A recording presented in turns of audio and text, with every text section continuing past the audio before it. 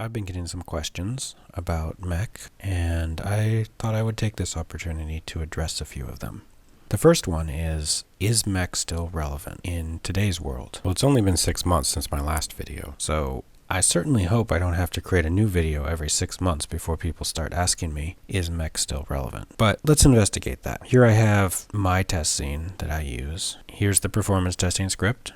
I won't go over it again because I've gone over it before in a previous video. But here we are running mech coroutines, and I'm going to run 0 of them real quick just to show you what that looks like. Alright, I'm not literally running 0 coroutines. I'm actually running 4 because random stuff is moving on the screen and doing things. But as you can see, pretty much no work is being performed by the scripting portion of Unity. So if we change that so that we're running 100,000 coroutines, then we should see some work being performed. And I expect to see a graph pretty similar to what you saw in the previous video.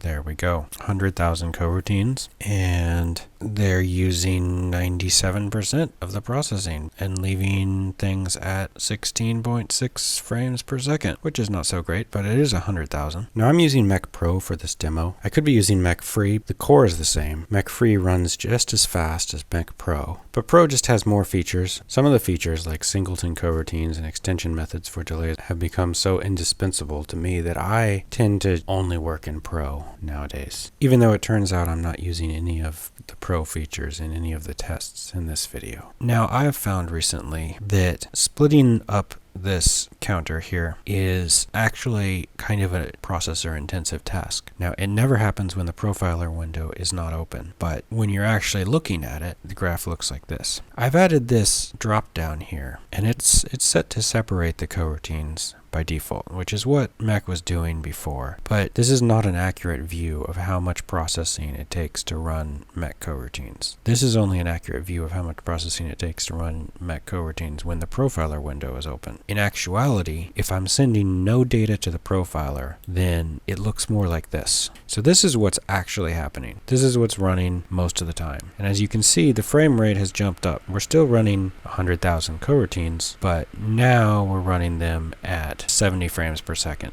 Unity's coroutines always use functionality that's equivalent to separate coroutines. There's no way to turn it off. It's just endemic of their infrastructure. But the reason why I thought that it was important to point it out in this case is because this is how much processing mech coroutines actually take up in your application. So let us see what happens when we run Unity coroutines.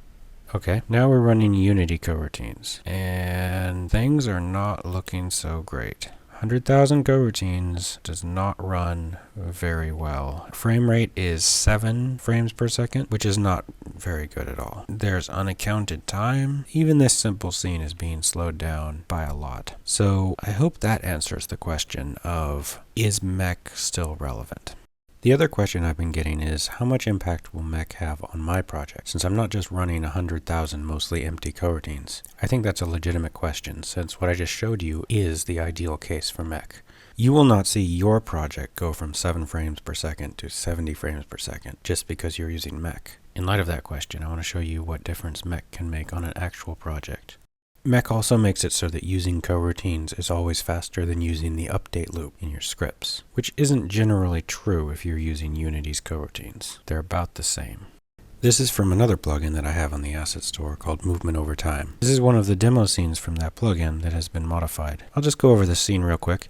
In this scene, there are a whole bunch of tiles in the world, and they all have a script attached to them, which is this script. This script isn't terribly complicated. It has a couple scripted events. First, the tile fades in, and then it will wake up if you're not near it and fly away. It flies around in a big vortex in the air. And then if you approach it, it will fly back into position. It's available as one of the demo scenes on the Movement Over Time plugin.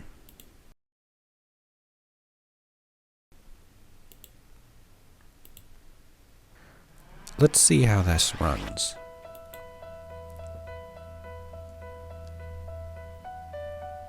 Now this is the environment. You can see the tiles. If I turn around, they all kind of fly away. They get bored when you're not near them and go off and do their own thing. But if you run near something, it comes out from the air and makes a nice little floor for you. So you never feel like you're running around on space, just like the room doesn't really want to be there when you're not around. This scene is based upon a dream I had a while ago, and I put it all together in a day and a half. It's rather simple, but I like it better than a swarm of fish, personally. Anyway, this is a good example of swarming, and here is where all the tiles go. So let's take a look at the profiler window. As you can see, there was a little bit of distortion. In this environment, because of the way I'm calculating orbits, if the frame rate drops below about 17 frames per second, everything will destabilize and fly away. So let's not make that happen. Now, this is the profiler, and we have 21 frames per second.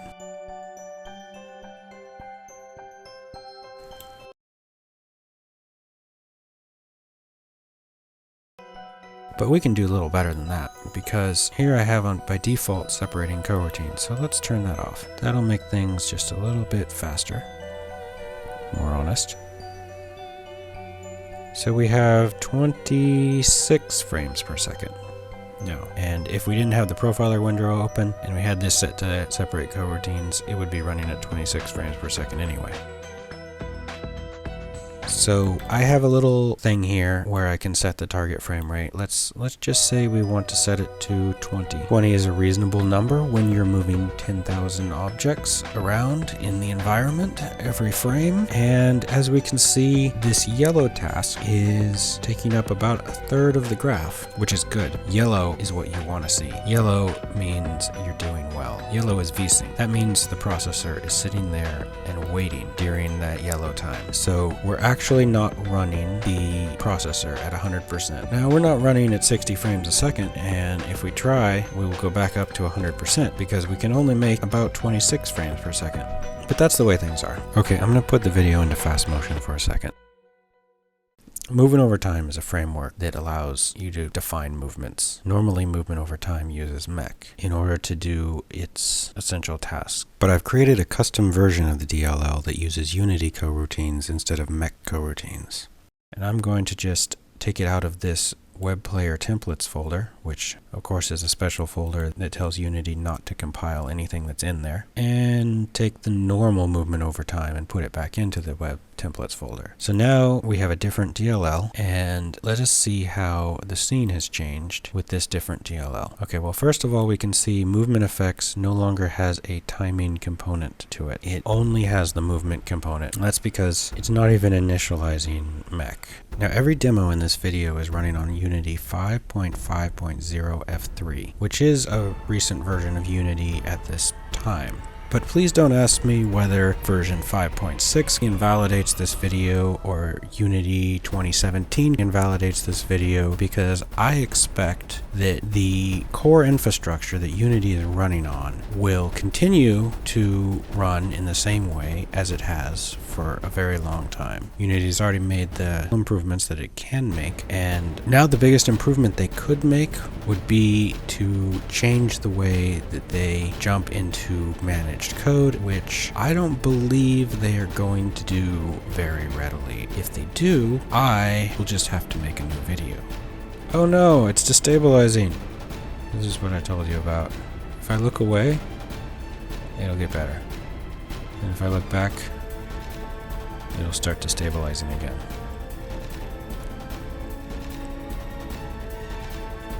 Yikes. Alright, what is happening? Well, there are 11,000 objects that are running. This graph is more taken up. There's this piece, and this piece. When we were using mech coroutines, there was only one piece on this graph, and that piece was roughly equal to the move next function that you see in this graph. Let's set the camera to a target frame rate of 20 frames per second like we did before, and see how that runs. Oh.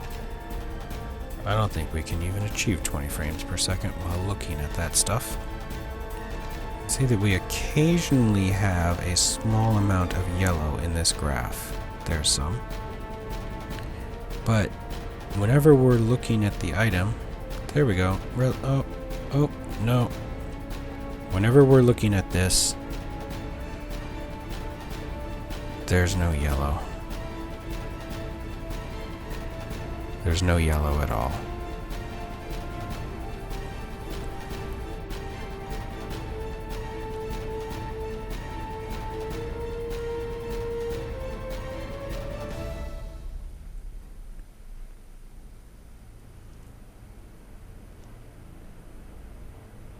So there you have it, a real-world situation.